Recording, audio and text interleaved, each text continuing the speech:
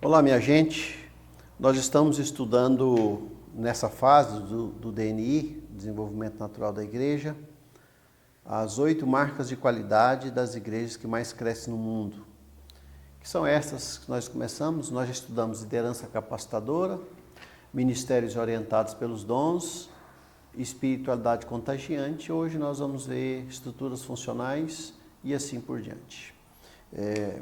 Quando é feita a pesquisa, um gráfico parecido com esse é enviado para as igrejas, tá vendo? Então ela vem mostrando aqui, por exemplo, aqui estruturas funcionais de 63. Então esse gráfico mostra como é que está a igreja em relação a essas marcas, quais estão maiores, quais estão menores.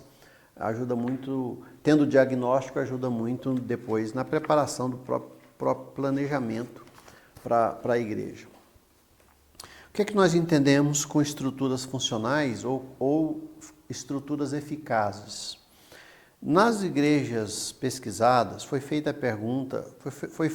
feitas perguntas para saber se a igreja como ela se organizava. Por exemplo, uma das perguntas do questionário é se cada líder da nossa igreja sabe exatamente qual é o seu papel. Se cada membro sabe exatamente qual é o seu papel. Isso tem a ver com estrutura eficaz. Estrutura aqui no DNI não é apenas estrutura física, é também estrutura física. Nós podemos ver que muitas de nossas igrejas têm uma estrutura que não atende às necessidades. Eu me lembro de uma igreja nossa que comprou um grande lote e fez um templo que tomou praticamente 90% do local, do terreno.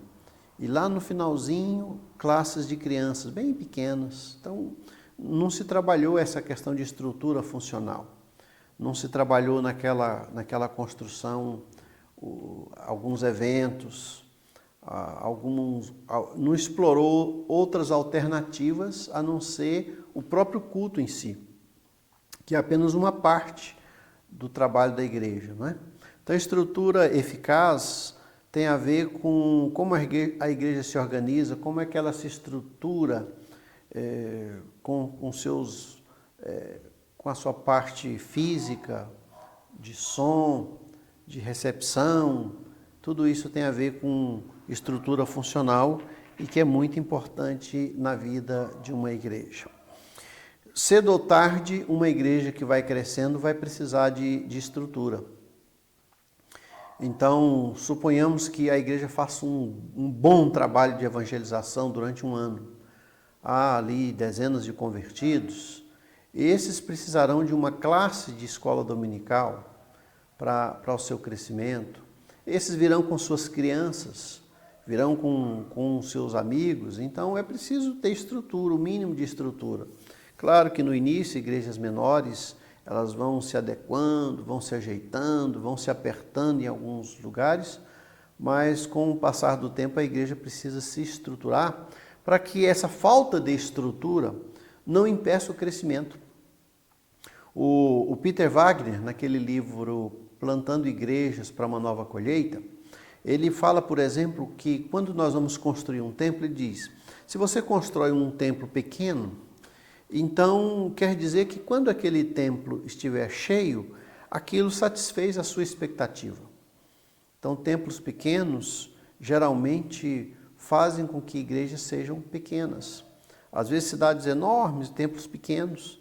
E isso, de alguma forma, trabalha na mente do participante, do congregante, que se esse templo está cheio, está bom.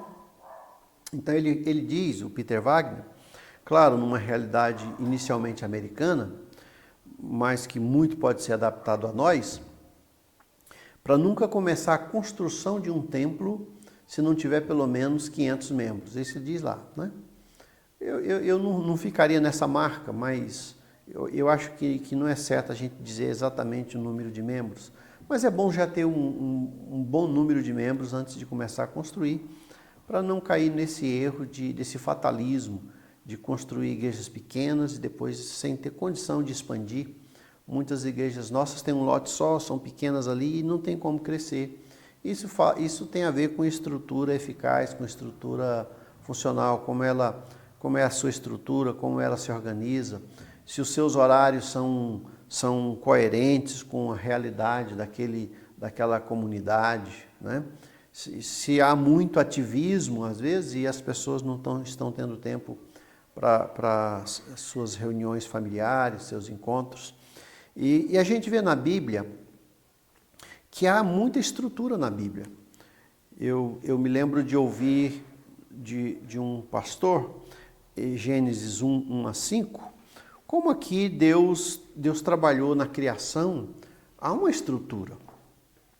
Deus faz a terra, Deus sabe que a terra precisa de água, e Deus divide, fazendo com que as águas se dividam, que o mundo se divida entre água e terra. Depois vem o sol. Vejam que, por exemplo, no quinto dia vem aí as plantas e depois é que vem o sol. Deus sabe que a planta precisa de sol. Há uma organização na mente de Deus. Paulo, quando ele fala em 1 Coríntios ali sobre o culto, que haja ordem, que haja decência, que haja um comportamento adequado para que as pessoas de fora não nos chamem de louco, tudo seja feito com decência e ordem. Jesus fala, por exemplo, que quem vai para uma guerra precisa ver se o número de soldados que tem é adequado, compatível com o número de soldados inimigos, para não ser envergonhado.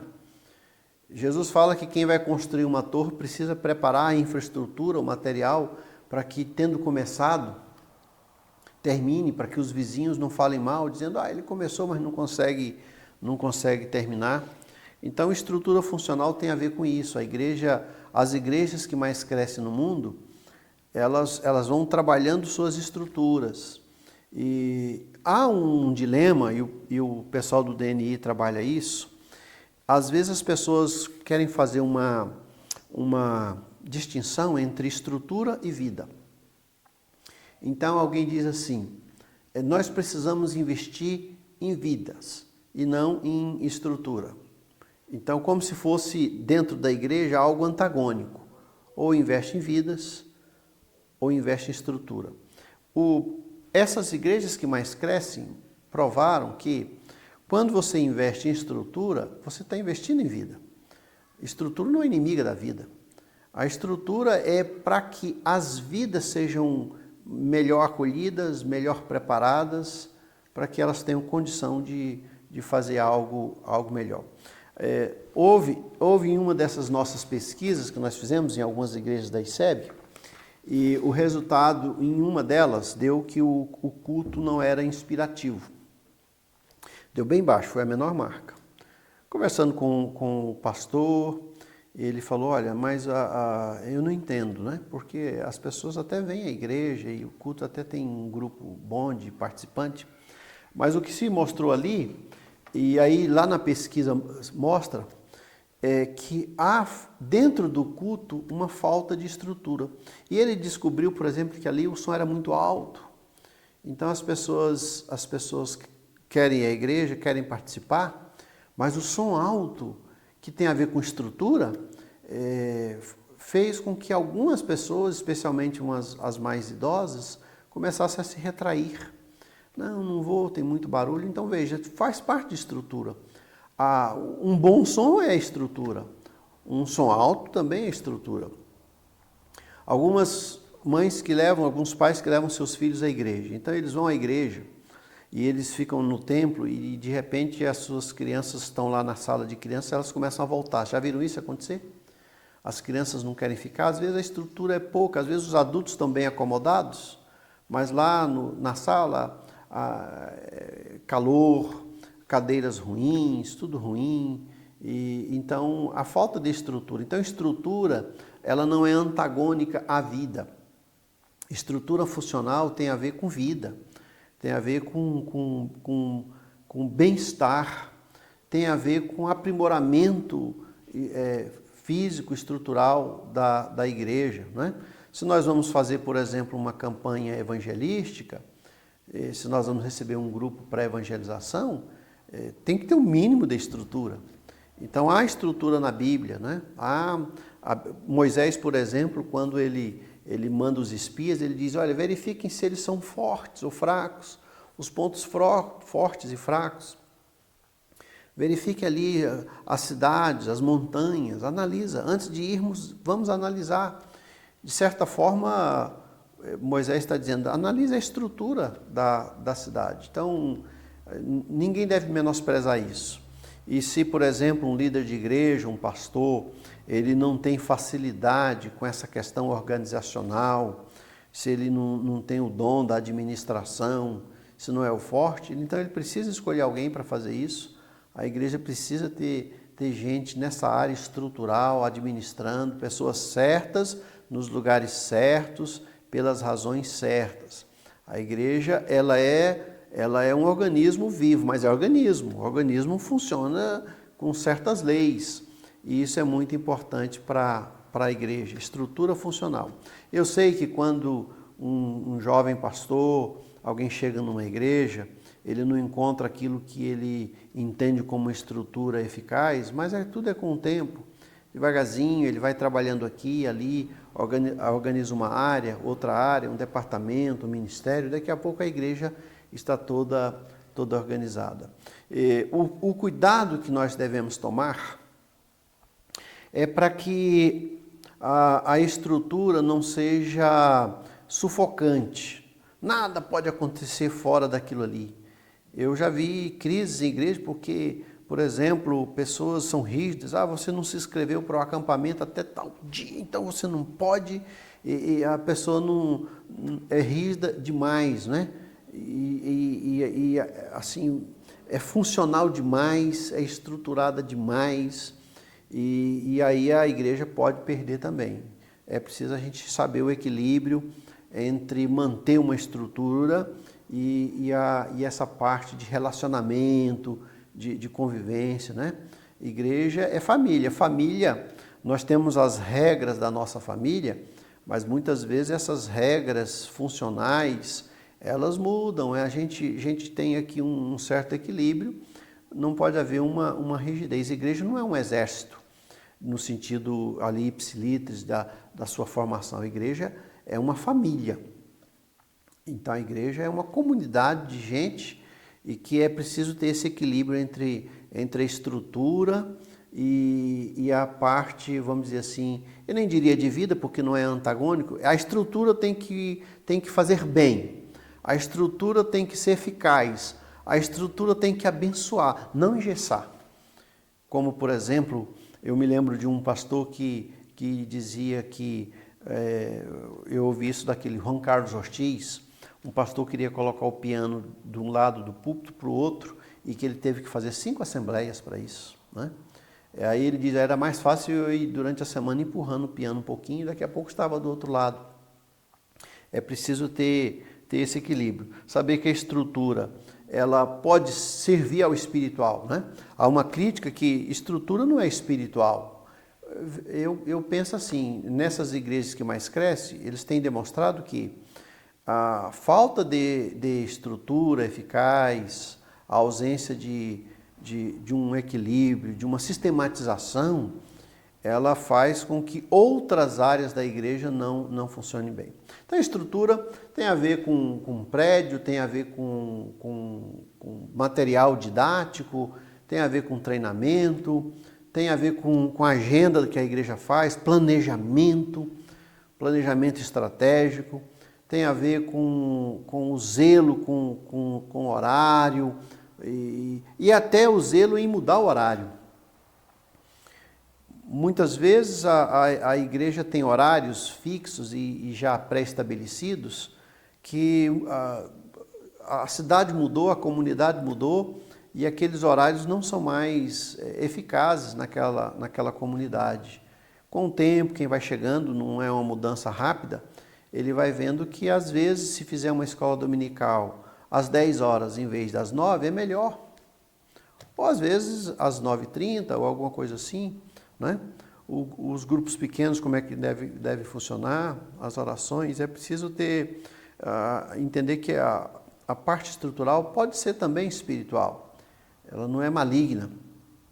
E nós temos isso na Bíblia. Nós temos na Bíblia, quando a gente vê Neemias, por exemplo, organizando ali a reconstrução do templo, tem todo um processo, tem toda uma sistematização, a cadência no trabalho ali de Neemias e dos seus colaboradores, né?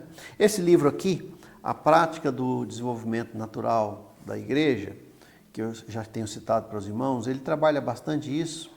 Ele chama chama a nossa atenção para o extremo, né? A estrutura rígida demais. Ele cita em um dos seus livros, aqui o DNI, que as igrejas onde os pastores são teólogos, assim, teólogos assim por natureza e dão muita ênfase na teologia, as igrejas crescem menos. É fruto de pesquisa. E as igrejas em que os pastores têm menos ênfase na formação teológica, as igrejas crescem mais. Eu sempre digo aos alunos, não há problema nenhum em ser teólogo e ao mesmo tempo a igreja crescer. As igrejas precisam de pastores teólogos que estudem a Bíblia, que sejam bem preparados. E a gente tem que quebrar isso aí, não é? A nossa teologia não pode nos tornar rígidos.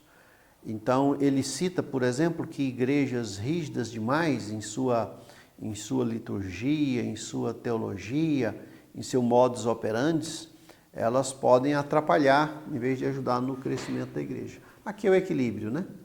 O contrário disso aqui é estrutura nenhuma. Estrutura irrelevante, alguém pode dizer, não, estrutura irrelevante, igrejas podem reunir debaixo de árvores. Uma igreja pode se reunir debaixo de uma árvore, eventualmente. Mas quando vier a chuva, quando vier o frio, então já vai precisar de certa estrutura, né? Então não menosprezem a estrutura, não canonizem a estrutura, mas não a menosprezem. Nas igrejas que mais crescem no mundo, as estruturas são eficazes.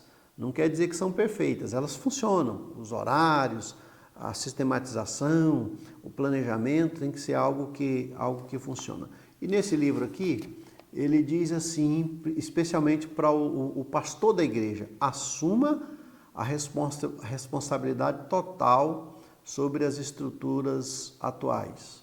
Ele diz que estrutura de igreja, ainda que o pastor delegue certas áreas, que se ele não tiver o dom de administração, mas ele tem que olhar tudo, ser o supervisor geral. Ele diz que faça por escrito uma declaração do propósito de sua igreja. Muito interessante. Veja bem, se nós temos aqui as 8 marcas de qualidade das igrejas que mais crescem no mundo e nós entendemos pelo estudo, os irmãos foram convencidos de que essas 8 marcas de qualidade, elas são muito importantes e os irmãos querem fazer um ministério aí tendo essas 8 marcas de qualidade, porque está aprovado, mais de 70 mil igrejas no mundo, os irmãos querem fazer isso, querem participar disso. Ora, essas marcas de qualidade, elas não são atingidas simplesmente por uma vontade pessoal. Então é preciso trabalhar para isso, não é? Então nós falamos liderança capacitadora, é preciso ter treinamento, aquisição de livros, enviar nossos professores aí para os cursos, os CTMs. É preciso, então, cada marca dessa exige uma certa sistematização, trabalho, empenho, e porque é um propósito. Ora, nossa igreja quer atingir 8 marcas de qualidade, então é preciso trabalhar a estrutura para que isso aconteça. Então, ele trabalha isso, uma declaração de propósito, identifique as estruturas que promovem crescimento e as que atrapalham. No enunciado ele diz assim, em muitas igrejas existe o problema de que não se dá nomes claros às estruturas. Estão por trás de cada decisão da igreja influenciando a vida da igreja, mas ninguém sabe ao certo o que são essas estruturas. Um pré-requisito indispensável para poder trabalhar nas estruturas da sua igreja é dar nome àquelas que atrapalham, como também àquelas que promovem o crescimento. Então, o que atrapalha o crescimento da igreja?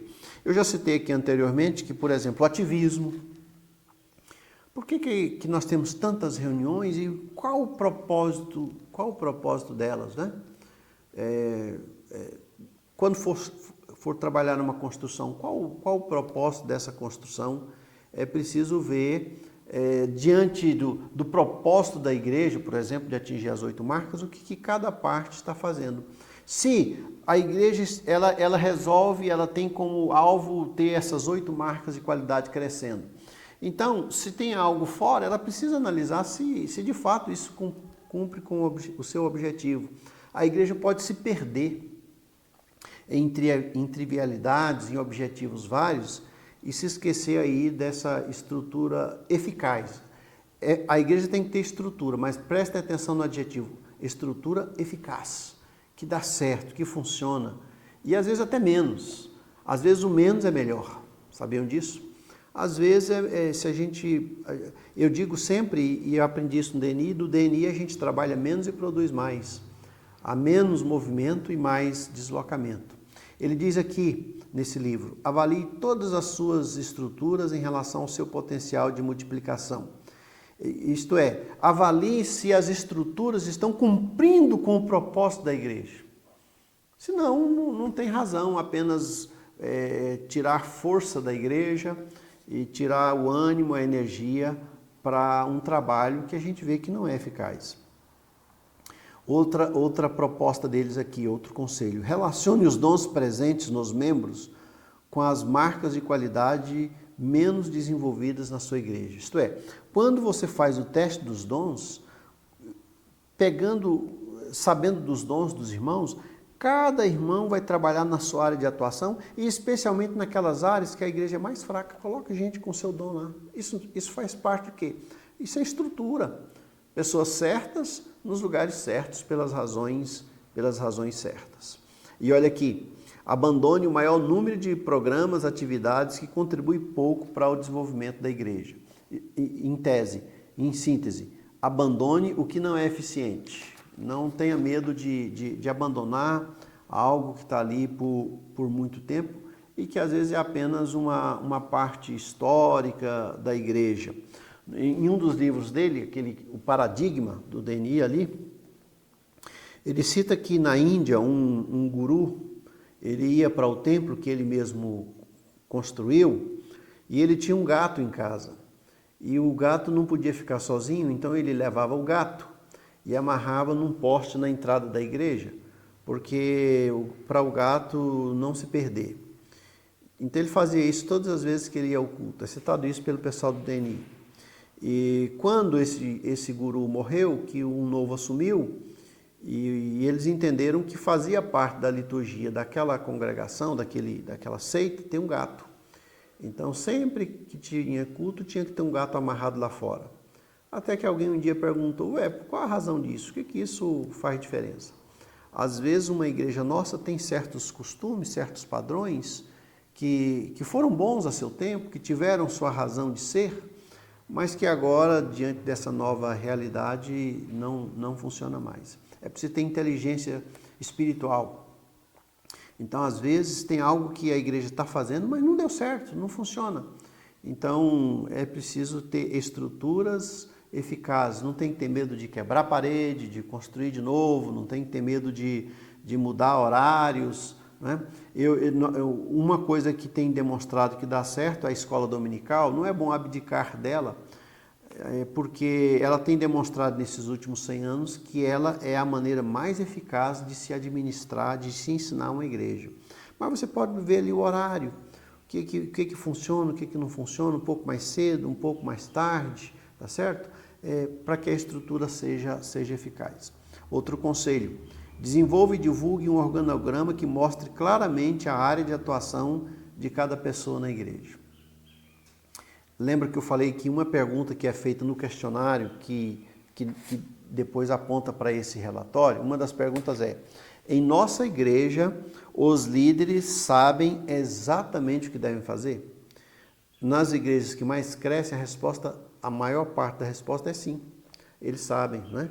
O que um presbítero faz, o que um diácono faz, o que um professor de escola dominical faz, qual é o trabalho de uma professora, qual que é o cuidado que ela tem que tomar, o que um evangelista faz, o que o pessoal do louvor tem que fazer. É preciso ter o mínimo de estrutura para que a igreja possa funcionar bem e essas estruturas façam bem e não mal à igreja, né? Estrutura funcional tem tem a ver com isso.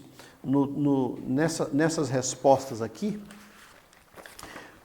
a pesquisa mostra tanto aqui as respostas, mas ela também vai mostrando aqui como é que nós vamos atingir cada uma das marcas. Então, os irmãos têm aqui um material bastante denso, né? Quando é feita a pesquisa, o relatório é assim, em forma de apostila e também vem via e-mail. Os irmãos terão assim uma consciência daquilo que é melhor, aquilo que é mais adequado para a igreja. Eu, pensando aqui na nossa denominação, nós temos igrejas com bastante estruturas, igrejas com poder aquisitivo bom, é mais fácil essa parte organizacional, comprar as revistas, contratar um professor, mas saibam que estrutura funcional não tem necessariamente a ver com a capacidade que a igreja tem de comprar coisas e ter coisas. Tem a ver com a sensibilidade da igreja em propiciar para que nada atrapalhe o crescimento da igreja. Então, o que está atrapalhando o crescimento da igreja? O que está atrapalhando a árvore de crescer? Então, é assim, nós olhamos para uma planta, nós chegamos numa casa, nós compramos uma casa nova, por exemplo, e lá tem uma planta que está lá há muitos anos. Eu me lembro que numa chácara que minha mãe morou, que ela tinha um pé de manga que alguém cortou aquela parte que cobre ali o caule. É ali que passa todos os nutrientes. Então, nunca ia produzir. Alguém cortou, não sei porquê, talvez para fazer remédio daquilo ali. Mas a gente foi cuidando, minha mãe foi cuidando, e aí, de repente aquela parte de cima uniu-se à de baixo e voltou a produzir. Hoje produz mangas ali há centenas. A chácara é nossa, da família, e a gente vai lá e vê como aquele pé floresceu. Isso porque a estrutura foi cuidada. Então nós cuidamos de todas as outras partes da igreja, liderança capacitadora, cada um sabendo o seu dom, a espiritualidade é contagiante. E aqui existem os grupos familiares, a evangelização, tudo isso, mas é preciso ter uma estrutura, ele chama aqui de eficaz. É ver se aquilo que nós temos, o pouco recurso que temos, nós podemos usar bem, com sabedoria, fazer um bom planejamento dentro da realidade daquela comunidade, manter sempre um plano estratégico, um planejamento estratégico, melhor dizendo, uma agenda mínima, uma agenda que você possa saber para onde você vai, o que você vai fazer a cada semana, até mesmo estruturas aí na pregação, ter na sua mente aquilo que vai ser pregado durante o ano. Isso faz muita diferença, isso é muito importante para uma igreja local. Não menospreze, não corra no risco de polarizar, de ter uma estrutura tão eficaz, tão boa, tão séria, tão arrumadinha, que ela pode engessar a sua igreja. Mas também não seja desestruturado, não olhe para a estrutura como algo pecaminoso, como algo humano. Então o equilíbrio entre essas duas partes é muito importante para a vida de um obreiro. E saiba que as igrejas que mais crescem no mundo, as estruturas são eficazes. Eles não fazem por fazer, eles não constroem por construir, eles não agem por agir. Tudo dentro de um planejamento, e isso é muito importante para uma igreja local. E é o que nós pensamos e esperamos que nessa aula cada aluno consiga entender, compreender e a seu tempo colocar em prática. Que Deus abençoe então os irmãos.